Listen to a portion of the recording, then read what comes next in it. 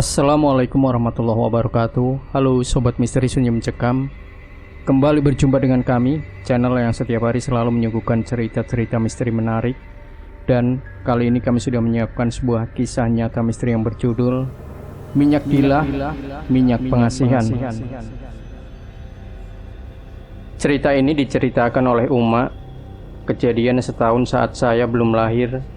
Jadi ada salah satu pemuda kampung namanya Samsudin. Nah, Sam ini begajulan, sering tertangkap nyolong ayam tetangga. Nah, kalau di kampung, biasanya pakai hukum adat.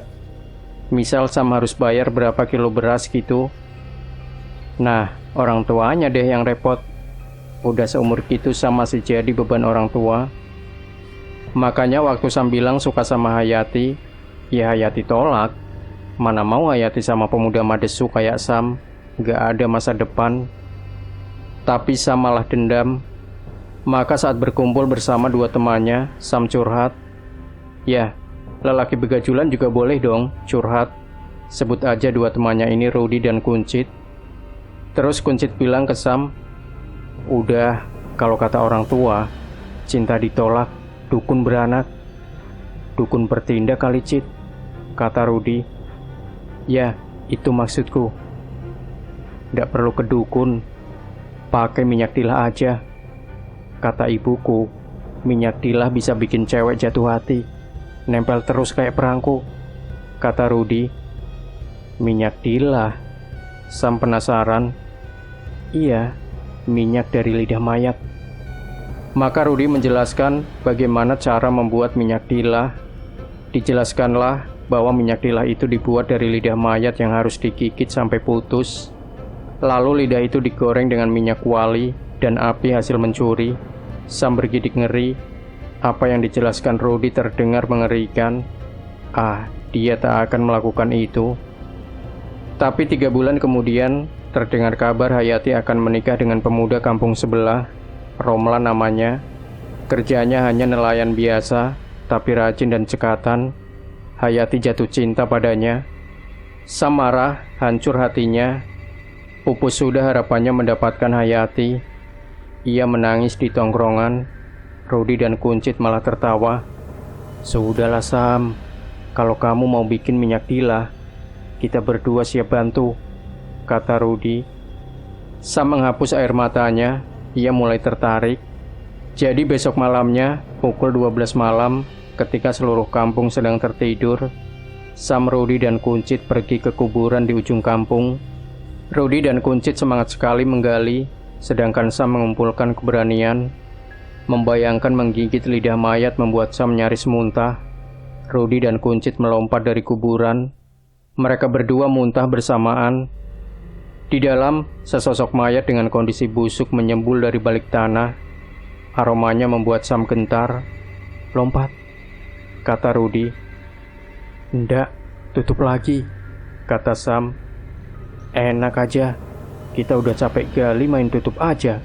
Buruan turun, kata Kuncit kesal. Sam melompat. Dipandangnya mayat yang tampak mengerikan itu. Ia menunduk dengan perasaan ngeri. Cepat, tarik lidahnya, gigit, kata Rudy. Kau aja yang gigit, kata Sam. Kau yang mau sama Hayati, aku yang kau suruh gigit. Cepat, atau kami kubur kau di dalam Sam, kata Kuncit. Ditariknya lidah mayat tersebut sudah berlendir karena mulai membusuk. Sam menjepit hidungnya. Didekatkannya mulutnya ke lidah mayat itu. Tak pernah dibayangkannya ciuman pertamanya akan dilakukan dengan mayat. Dibayangkannya bibir Hayati yang merah ranum. Sekali gigit, lidah tak putus. Lendir menetes membasahi bibirnya, menjijikan. Gigitan kedua, lidah yang mulai membusuk itu lepas, lalu Sam muntah. Lidah di mulutnya bercampur muntahannya. Sam mengangkat lidah yang sudah putus. Dimasukkan ke dalam plastik yang sudah disiapkan. Ia melompat keluar. Tutup lagi, seru Sam. Ia masih merasa mual. Begitulah Cit, kalau orang sudah jatuh cinta, jadi bodoh dia, kata Rudy berbisik. Kuncit tertawa. Lalu sedetik kemudian terdengar tawa lain. Rudy dan Kuncit bertatapan. Kalau saya sih mending jomblo daripada friend kiss sama mayat. Oh ya, itu mayatnya cowok lagi. Jangan dibayangin. Malam itu juga mereka kembali ke gubuk tempat mereka biasa nongkrong sambil minum arak. Kalau urusan kuali bukan masalah, mereka jagoannya. Maka digorenglah lidah itu dengan sedikit minyak. Dari lidah mayat itu mengalir cairan. Cairan itulah yang disebut minyak dilah. Minyak yang kemudian dikumpulkan Sam ke dalam sebuah botol kecil. Sam tidur ketika pagi menjelang. Tak sabar ia ingin mengoleskan minyak pada Hayati. Sorenya ketika Hayati hendak pergi ke sungai untuk mandi, Sam mendekati Hayati. Sam, sudah ku bilang ya, kamu jangan dekatin aku lagi. Kau tahu, aku sudah bertunangan. Cuma bertunangan, belum menikah. Kau itu masih bisa kurebut, kata Sam sambil mencuil dagu Hayati. Yang Hayati tak tahu, jari Sam telah diolesi minyak dilah. Hayati lalu termenung sebentar. Entah kenapa perasaannya tiba-tiba aneh. Ada sesuatu yang membuat Sam tampak menarik baginya. Ia mengusir perasaan itu jauh-jauh. Ketika malam datang dan berkumpul bersama teman-temannya, Sam menceritakan reaksi Hayati. Sudah, kau tengok saja besok. Berlutut dia pada kau, Sam, kata Rudy sambil menenggak arak. Mereka menghabiskan malam dengan mabuk bertiga di gubuk tua di hulu kampung. Tapi malam itu adalah malam pertama teror terjadi. Ketika mereka sedang mabuk, tiba-tiba pintu gubuk digedor. Rudy dan Kuncit sudah tak sadarkan diri. Sam masih setengah sadar. Ia membuka pintu. Tepat di depan pintu, sesosok mayat dengan kafan lusuh dan robek berdiri menghadap Sam. Sam kenal wajah itu, aroma busuk menyengat. Antara sadar dan tak sadar, Sam menutup pintu keras. Keringat dingin keluar. Dari balik pintu, sosok bayangan mayat itu seperti menerjang Sam. Udara terasa dingin. Bulu kuduk Sam merinding. Sosok itu lenyap seperti angin. Napas Sam terengah-engah. Ia tak dapat tidur malam itu. Besoknya Sam cerita ke Rudy dan Kuncit. Ia ditertawakan karena dianggap sedang mabuk. Mungkin kau masih kebayang saja, Sam. Nah, bayangan wajah mayat itu bikin kau berhalusinasi, kata Rudy. Iya juga, pikir Sam. Tapi tingkah Hayati benar berubah. Ia tampak senang ketika Sam datang menemuinya. Dari mana saja, Bang Sam? Sudah dari tadi Hayati menunggu abang. Abang mau temani Hayati mandi di sungai? Tanya Hayati. Bukan main senangnya Sam mendapat tawaran itu, bagi mendapat durian roboh. Senang sekali perasaan Sam menemani Hayati mandi di sungai, walau ia hanya duduk di tepian. Melihat Hayati berenang di antara batu-batu sudah membuat Sam mabuk kepayang. Tapi siang yang menyenangkan itu disusul mimpi buruk Sam. Mayat itu hadir dalam mimpi Sam. Wajah busuk mengerikan penuh ulat itu membuat Sam terbangun gemetaran. Aku juga melihatnya semalam, kata Kuncit pada Sam ketika mereka bertemu siangnya. Waktu aku terbangun, aku melihat dia di atasku, kata Kuncit. Terus, Sam penasaran. Dia menggigit lidah aku, kata Kuncit. Kamu diam? Aku bingung, terus aku pingsan, kata Kuncit. Orang tua Hayati marah besar ketika Hayati ingin membatalkan pertunangannya. Ia lari ke Sam dan bercerita. Sam mendengar cerita Hayati dengan seksama. Dipeluknya Hayati. Itulah pelukan pertama Sam. Perasaan Sam campur aduk. Antara takut didatangi si mayat lagi, atau bahagia karena Hayati kini ada dalam pelukannya. Malam ketiga adalah malam paling buruk untuk Sam. Ia, Rudy, dan Kuncit tidur di gubuk kosong tempat mereka sering berkumpul. Rudy masih saja menertawakan Sam dan Kuncit. Ketika waktu menunjukkan pukul 12 malam, angin bertiup kencang. Udara dingin menembus dinding-dinding kayu. Mereka bertiga menggigil. Apalagi ini?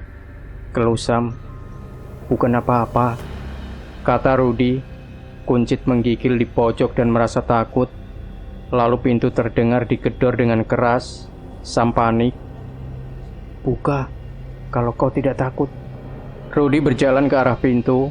Ketika pintu dibuka, Cekir. Puluhan mayat dengan kafan lusuh berkerumun di depan pintu. Rudy menutup kembali pintu dengan gemetaran. Mereka di sini. Lalu sekian detik kemudian, terdengar penjuru dinding digedor dengan keras. Kita harus balikin lidahnya, Sam, kata Rudy. Tapi, Hayati, kau sudah dapat minyaknya. Kembalikan saja lidahnya, kata Rudy. Benar juga mereka tak butuh lidah itu, maka mereka bertiga bergegas ke pintu belakang. Namun saat dibuka, puluhan mayat itu juga ada di sana, menatap mereka dengan pandangan mengerikan. Pintu langsung ditutup. Bagaimana ini? Kita tidak bisa kabur.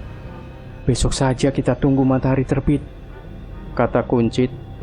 Lalu mereka bertiga berkumpul di tengah, saling berpegangan tangan dan membaca doa.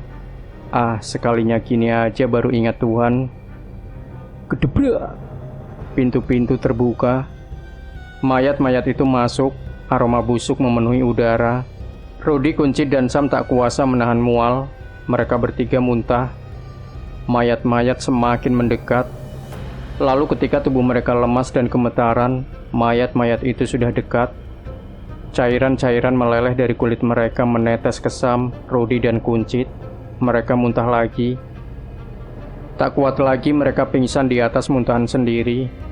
Ketika ayam berkokok, mereka terbangun di atas makam yang pernah mereka gali. Mereka berpandangan, tapi Rudy tak mau mengulur waktu walau itu terasa ngeri. Ayo kita gali, kita kembalikan, kata Rudy. Maka subuh itu mereka gali kuburan itu lagi. Sialnya mereka malah ketahuan warga. Belum selesai menggali, mereka digiring ke kepala kampung, disidang. Maka Sam mau tak mau bercerita soal apa yang mereka lakukan. Semua warga yang hadir nyaris muntah ketika Sam menunjukkan lidah di dalam kantong yang ia bawa. Ayah Hayati marah besar, anaknya jadi korban ilmu pengasihan. Maka mereka bertiga kembali mendapat denda, kali ini jauh lebih besar. Warga membantu mereka mengembalikan lidah itu. Hayati diobati oleh ayahnya. Ia mulai pulih perlahan. Sam harus patah hati ketika Hayati menikah dengan tunangannya. Sejak itu kelakuan Sam sedikit berubah. Ia mulai mencoba kerja dan jarang berulah. Namun Sam akhirnya menjomblo seumur hidup. Tak ada gadis di desa itu sudi menikahinya karena urusan minyak tilah ini.